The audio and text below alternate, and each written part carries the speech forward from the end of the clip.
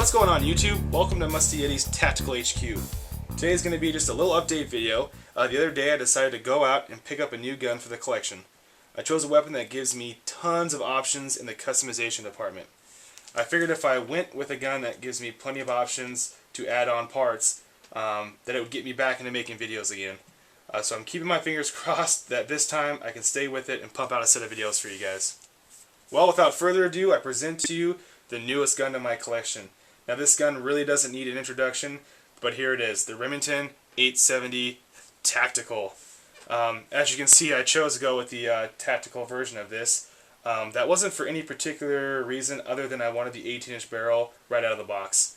I'm not sure if Remington offers an 870 with an 18-inch barrel with wood furniture, but none of the 5 shops in my area had it.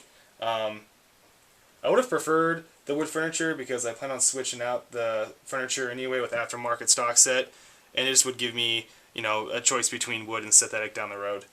Actually, one of my local gun shops said they didn't even make the 18-inch 870 with wood furniture, but I'm not sure that's true, so if you guys know, please let me know in the comments.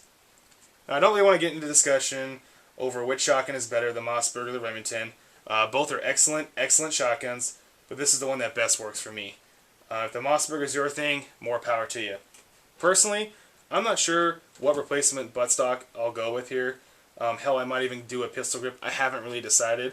That's one of the big reasons I chose to go with the Remington 870, because where the safety is located. As most of you know, the Mossberg safety is located at the top of the receiver here. Now, if you're planning on sticking with the traditional stock, then the Mossberg has the advantage over the Remington. However, if there is a chance that you might switch to a pistol grip, then the 870 has a slight edge over the Mossberg. It just allows you to access your safety easier without losing firing control. But enough about that, let's just get back to the shotgun. As you can see, the 870 Tactical comes with the extended magazine tube already. However, this version doesn't have that crazy breeching choke like other tactical versions out there have, which at the moment I prefer not to have because that choke is freaking massive and it really isn't necessary for me. I do plan on buying quite a few accessories for this 870. Like I said before, I'm going to purchase a new stock set, front and rear. Along with that, I plan on buying a side saddle, magazine tube clamp, one that has one of the sling attachment points on it, a light mount, and obviously a light. If you guys know of a good brand of any of those parts that I listed that are tough or durable or just look really cool, please let me know. Or if you guys know of any parts out there that are actually functional that I didn't list, let me know in the comments as well. At the moment, I'm not planning on doing any sort of ghost ring sight or anything. I would like to leave the bead sight on the shotgun so I can still do some trap shooting. Now, I know the longer barrel is better for that, but this gun is primarily going to be used for home defense. So the shorter barrel makes more sense for me. With that being said, I'd still like to go out there and practice with this weapon and shoot some clay pigeons. Now, I'm sure you could still do that while looking through a ghost ring, but I prefer the bead sight. Now that we got some of those details out of the way, I'm going to do a little rant for you guys if you don't mind. So I bought this shotgun from Walmart. Like I said, I called 5 total shops. They had the cheapest price, so obviously I'm going to go there. When I called them on the phone, I specifically said, Remington 870, 18-inch barrel, wood furniture. He said he had it. It was the cheapest, so obviously I went down there. I started going through their little display case there. Don't see it. I see the 24-inch barrel, whatever it is, with wood furniture. But they had an 18-inch, but it was the 20 gauge. Told the guy, he didn't believe me. Came out, had to show that it wasn't there. So he goes in back to get it. He brings this out. He opens the box. I see synthetic furniture, extended magazine tube, and the word tactical. I know right there, this isn't going to be the same price that he quoted me on the phone. It ended up being $40 more, I think. I think he quoted me $299 for the shotgun, and I think it was like $340 or something before tax for this one.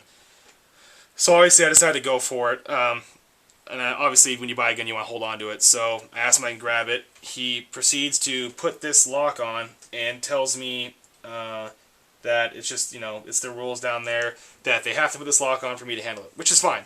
But while he's putting it on, he's telling me a story about how one of his reserve cop buddies came in and bought a gun. He put this lock on for him, let him handle it, forgot to take it off. The guy went all the way home, obviously didn't have the key, and had to come back. So he told me this, and what does he do? He leaves the lock on the shotgun. Thank God he left the key in the box too, or I would have been really irate because there was more to the story. So I got that off, and I guess I got a free lock out of it. That's not that big a deal. I just think it's funny he was telling me a story and still left it in there. But the other thing that really got me angry is, I don't know about you guys, but I hate filling out that paperwork, especially for me. I went for, a concealed weapons permit, and I have one. So I guess I prefer when I go to buy a weapon, especially a shotgun or something like this, that he just takes my card, calls the FBI, and gives them my code, identification number, whatever that number is there at the bottom of the card, and clear me that way. But no, I still need to go through all this stupid paperwork on, am I Hispanic? Am I an illegal alien? Is there a felony out for me? Am I addicted to marijuana or cocaine or whatever the hell it was? And I don't know who would say yes to those questions when trying to buy a gun, but whatever, we'll go on. So I get to the part where I fill out my name and address.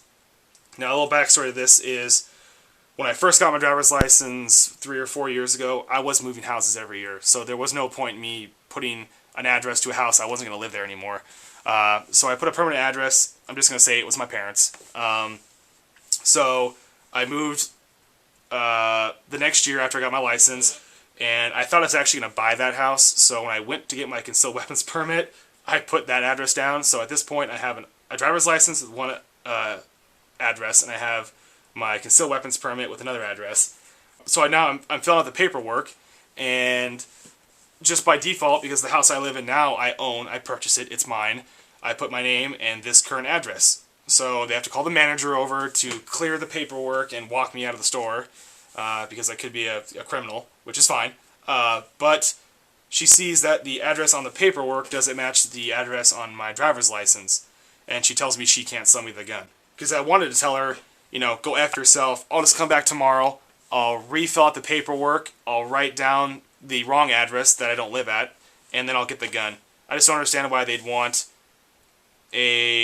why would they prefer to have an address that isn't where I live rather than have the correct address, but whatever. So she tells me that, I have to go, if I have a power bill or a registration to a car that has the same address, I'll be fine. So I run out to my car and get it, and I don't know, it just bugs me.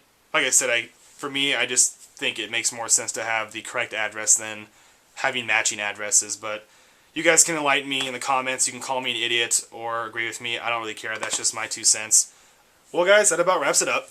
I'm looking forward to turning this 870 into a beast of a shotgun. I hope the parts coming in push me to keep making videos so you guys can follow along with this build. If you liked the video, I'd appreciate it if you hit the little like button down at the bottom. If you want to see more videos, feel free to subscribe. As usual, thanks for watching. Take care. Stay safe out there.